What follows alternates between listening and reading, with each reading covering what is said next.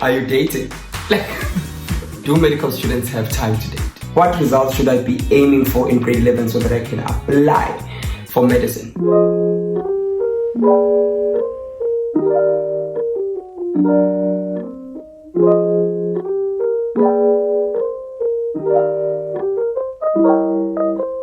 Hey, what's up? Hello, good people. Welcome to today's video thingamajiggy. It's your boy Sosta. I'm a second year medical student at Nelson Mandela University, and today I'm doing a Q&A, which is something that I have never done before, believe it or not. So today I'm doing a Q&A, which is a question and answer session. I asked you all on TikTok to submit any questions that you might have, academic, personal, whatever, and we are answering them right now in this video today. My voice is a little bit raspy. I don't know why. I think maybe I sang too much at church yesterday, but my voice is a little bit raspy, and I'm eating what is this thing? Lozenges to help with that. So do pardon that. And yeah, man, I'll be using this to get the questions because they are here, and also here as well. But more of the stories that I'll be reading the questions down. Before we even begin, I would like to ask you all to please subscribe if you haven't. And yeah, that's it actually. Okay, let's go straight into business. Let's do this. The first question says, what advice would you give someone who wants to become a doctor, specifically a pediatrician? Okay, what advice would I give to someone who wants to become a doctor? Okay, number one, work hard. From high school, work hard. Even if you're out of high school and you're doing another course, a bridging course maybe, work hard. You need to work hard because medicine is highly competitive, regardless of which specialty you want to go into, whether you want to be a pediatrician, whether you want to be whatever type of doctor that you want to be. I would say work as hard as you can. That way you can somewhat increase your chances of being accepted into medical school. So just to clear any curiosities that may be there, if you want to be specifically a pediatric doctor, you would need to do your undergraduates, which is 6 years for most universities, and a University of Free State is going to be 5 years, right? And then after that you have 2 years of internship and 1 year of community service. So these years, they are mandatory, you have to do them. And then after these years, you are now an independent doctor. And then when you are an independent doctor, you can then start, or rather say choose to go into specialty. So after your internship and comserve, you are what is called a general practitioner, meaning that there is no field that you specialized in, right? And then you can go into training, and then you can become that pediatric doctor. Okay, the second question says, have you ever considered of working abroad as a doctor in another country? Where and why? The short answer is yes. I would like to go work abroad, especially here in South Africa, because there is this unemployment thing that is happening. So after my community service, I would like to go work either in Canada, Australia, or Switzerland. I haven't done that much research into it, so I don't know, maybe they won't even allow me to, but those are the 3 countries that I would like to go practice into. Question number 3 says, what inspired me to become a doctor? So in my childhood, when I was a little kid, maybe 10 years, 13, around those ages, I was in and out of hospitals. I was a sick kid. I was a sick child. So I would stay 2 weeks at hospital, 1 week at home, go back to the hospital. So it was all that mess. So I grew up in a hospital environment. I was comfortable. I became comfortable within the hospital environment, and I gained to love the doctors and other practitioners, or rather say other professionals that were working with me. For example, since my main problem or my main illness, sickness, whatever, was due to respiratory issues, I would see a physiotherapist a lot, and also the doctors themselves. So that is why these 2 courses were my top 2 when it comes to working, because I saw how much they helped me, and I believe that ignited a passion for me to do the same to others. Okay, I don't know which question we are on. I lost count. I think it's 4, 5, 4. Question 4. We are in question number 4. So this one is brief and short. How is first year on medicine? I would say it wasn't as bad as I thought, but it was definitely not a walk in the park. Is that what English says? Yeah. It was definitely not as easy as I thought, but it was not that bad. So specifically, what am I referring to? I've said this a ton of times in my TikTok, don't. With medicine is not hard. So that is what I saw, or rather I say I observed in first year. First year I had 3 modules for the whole year, 3 modules. So within these 3 modules, all of them we learned quite comprehensible content. So all of the content was easy per se, meaning that there were no hard words, there were no hard concepts to grasp. So it was easy in that sense. So first year was easy in that sense. And then when it comes to the workload, that is what threw me off. That is what caught me off guard, the workload. God, there was so much work to do. There was so much work to do, because I remember like into a cross night, even in high school I did not do a cross night. So now in medicine I had to start doing cross nights just to catch up. But just to sum up your answer, medicine, my first year of medicine was way better compared to second year. It was not that hard, but it was a lot of work. The concepts were easy, but it was a lot of work. Okay, question number 5 now says, hi, I wanted to know if you applied using grade 11 marks or June, and how your marks were besides the final. Right, okay. Specifically at Nelson Mandela University, I applied using, for all universities, I applied using my grade 11 marks, and they were somewhat similar to my matric final marks. So I believe I got level 7 for English, level 7 for Zulu, level 7 for, what is the subject, geography, and a level 6 for life sciences, a level 6 for computer applications technology, a level 7 for life orientation, a level 5 for mathematics, and a level 5 for physical sciences. So those were my marks for grade 11. And then in grade 12, they were somewhat the same, but now level 6 for life sciences got boosted to a level 7, and the level 6 for computer applications technology as well got boosted to a level 7 also. So this question is a follow-up from the previous question. It says, how did you manage to obtain good marks so that you can qualify for medicine at the Nelson Mandela University? So my response to this one would be hard work. I worked stupidly hard in grade 12.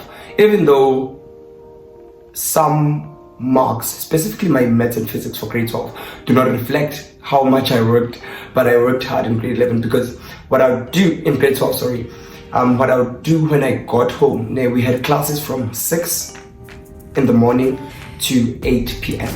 So I would get home at around about 8:30 or so. So at 9, I would be asleep. I would wake up again at 11. So from 11 to 1, I would be studying. So yeah, man, working hard. I'd say working hard is how I obtained my good marks. And also the use of previous question papers is very important. I believe that is what really helped me to boost my marks. How can I achieve good marks with physical sciences and mathematics? So with maths and physics, it's all about practice. There is no theory part to maths and physics, it's practice. Practice makes perfect. So I would say, like I just said a few seconds ago, previous question papers are going to be your best friend. They need to become your best friend. So always do them previous question papers in order to know where your skills are and where you need to focus on more, right? So A, do them previous question papers. B, consult with your educators, consult with your teachers, consult with tutors, consult with teachers' assistants, consult with anyone who might know the correct answer to whatever problem that you're facing. So for maths and physics, that is what I would recommend: previous question papers, and as well as consultations for whatever problems that you do not understand. Okay, so the last academic question says, I need help with procrastination. How do you deal with it? So when it comes to procrastination, I believe the best way to get out of it is building a habit, right? Kanja, get your body used to how you do things. Kanja. So by building a habit, I mean get your body used to a certain routine. Like I said, in matric, I used to study from grade 8. From grade 11. I used to study from 11 up until 1. So at the beginning of the year, that was somewhat difficult because obviously I've been sleeping the whole of December. So when it came January, it was difficult for me to wake up from 11 to 1. But by the time June hit, it was like automatic. I didn't even need to set an alarm anymore because my body would automatically wake up so that I can study from 11 to 1. So I believe building a habit is very important when you want to battle with procrastination, especially when it comes to academics. So set a time whereby you are going to be like, I'm going to study at this time. If you can't study, because I know that sometimes you say that you're going to study and that the mind just wanders off, sit on the chair for the whole duration. Rather, like, it's either you sit on the chair and you just scroll through your work, or you do what, but don't be on the bed. Be in the position whereby your body will get conditioned, your mind will get conditioned with it. When I'm sitting here, it's book time. When I'm sitting here, it's work. Now, I hope that makes sense. I don't think I phrased that in the most understandable manner, but I hope it makes sense. There were still a whole lot more academic questions that I haven't answered, but what the heck is that now? But due to the length of the video, I don't want the video to be too long. I can make a second part to address those questions. So now let us get to the juicy questions. Oh God, you guys had questions about me. You had questions about my personal life, but let's answer them. Why am I saying let us? I'm the one who's answering these questions. Let me answer them. Starting off hot. The very first personal question says, are you dating? God, y'all want. But it's fine. Short answer, no, I'm not dating.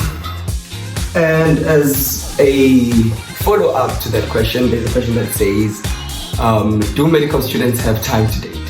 Some do, some totally do have time to date, but now personally, it's not only about the fact that I'm studying all the time.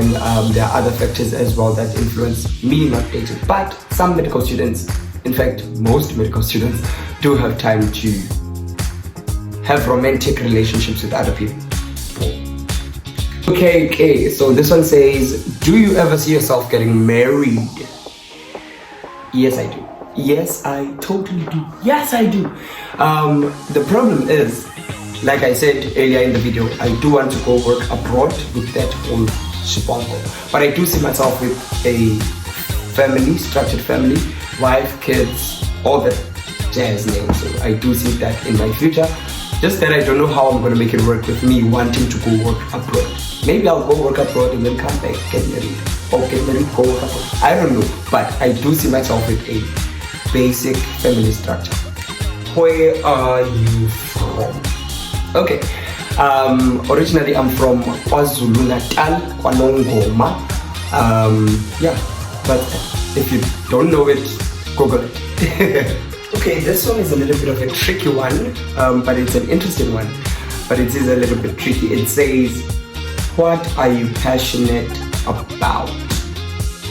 Okay, so I don't know which aspect this person was asking from, but in life in general, passion. I know most of you would think that my passion would be medicine. Yeah, it is, but not that much. So what I'm mostly passionate about would be family planning. Weird, I know. Why would a teenager be interested in family planning? But man, people are having babies willy-nilly out here. Like, they're having babies as if they don't have to raise them kids.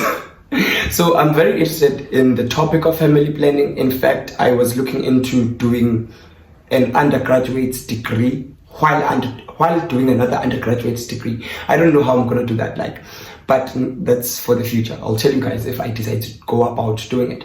But yeah, man, I'm very passionate when it comes to family structures, family planning, all the type of things. And to close it off, the last question says, who is part of your support system? Right. So when it comes to support system, I would say up top, there at the top would be my parents, both of them equally, but mainly both of them equally. Yeah, let me just say that, both of them equally. My dad, even though they have no idea what I'm doing, they know that I'm doing medicine, but they don't know specific. What the hell you? Okay, electricity just went off, so that's why it went. But okay, I was saying that even though they don't necessarily know what I'm doing, like I would call them after dissections complaining about cadavers and what, they have no idea what those are. But they are still there to comfort me, and what is this? Encourage, that's the word I'm looking for, and encourage me throughout everything, man. They're great. So I would say that is why, even academically, my dad bought me, he's the one that bought me this, because he heard me complaining that this tablet does not function, does not do what I intended it to do. So he was like, okay, fine, I'll take this one, why don't you buy another one? So things like that, man, make me very, very, very appreciative of my parents. Okay, that was about 50% of questions that I received. But okay, hopefully if you all liked this video, I'm going to do a second one to this one, answering more questions that you might have. So if you liked this video, please do press that thumbs up button that is down there. And also, if you are not subscribed, let us fix that. It is free of charge. Please do subscribe and turn on the notification button so that you are informed whenever there is a video that I post. And lastly, please share this video, show it to your cats, your grandma, your dogs, your neighbor's cat, whoever you think might enjoy this video. And with all, that's it. Goodbye.